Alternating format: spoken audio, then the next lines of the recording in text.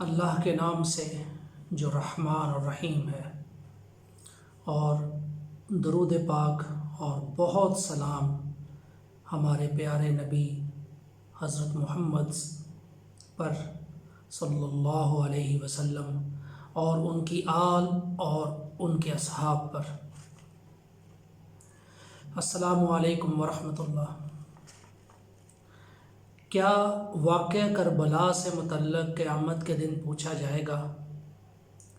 یہ ایک video clip جس کا دورانیہ 35 منٹ اور 7 سیکنڈ کا ہے، یہ یوٹیوب پر 9 ستمبر 2019 کو اپلوڈ کیا گیا۔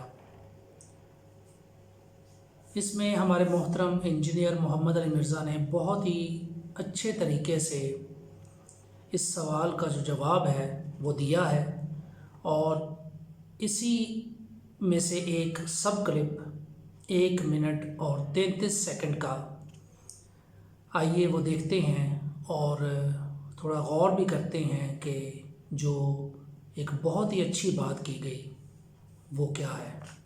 آئیے پہلے وہ 1 منٹ اور 33 سیکنڈ کا ایک سب کلپ دیکھتے ہیں۔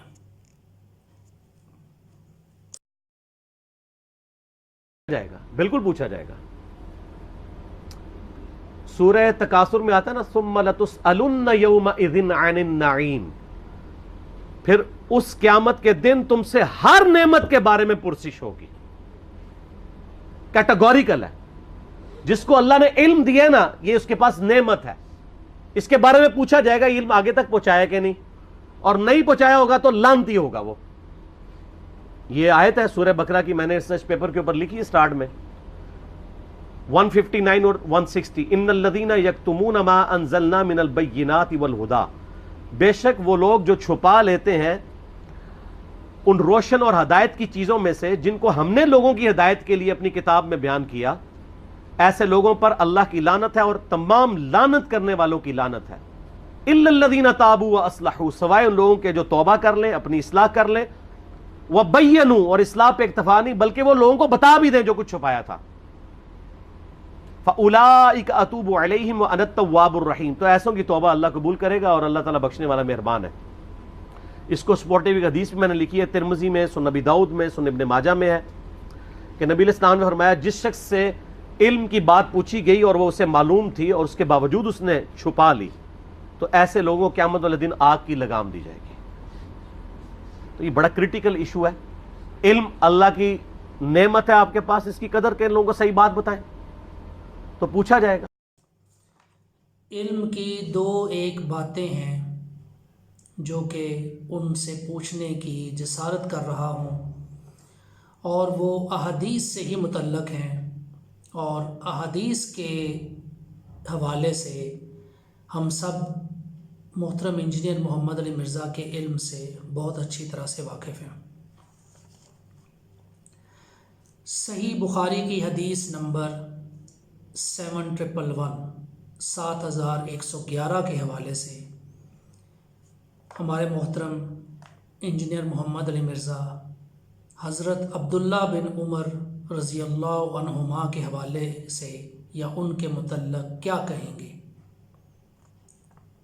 یہ وہی عبداللہ بن عمر رضی اللہ عنہما ہیں کہ جنہوں نے حضرت معاویہ رضی اللہ تعالیٰ عنہ کے حوالے سے کچھ کہا تھا، اور یہی حدیث پھر پمفلٹ 5B کا حصہ بھی بنی۔ دوسری جو ہمارے محترم کی ویب سائٹ ہے www.ahlsunnatpak.com، اس پر اسلامی کتابوں میں ایک کتاب ہے جو کہ 10ویں نمبر پر ہے، اور ڈاکٹر ابو جابر عبداللہ دامانوی صاحب کی ہے، اور اس کے حوالے سے ہمارے محترم انجینئر محمد علی مرزا بات بھی کر چکے ہیں۔ جو پوچھنا چاہ رہا ہوں یا جو جسارت کر رہا ہوں علم کی بات کے لیے، وہ یہ ہے کہ اس کتاب میں موجود صحیح بخاری اور صحیح مسلم کی جو احادیث ہیں، ان کے حوالے سے وہ کیا کہتے ہیں۔ امید ہے کہ ان حوالوں سے وہ ہماری گائیڈنس کریں گے۔ جزاک اللہ خیرہ۔ السلام علیکم ورحمۃ اللہ۔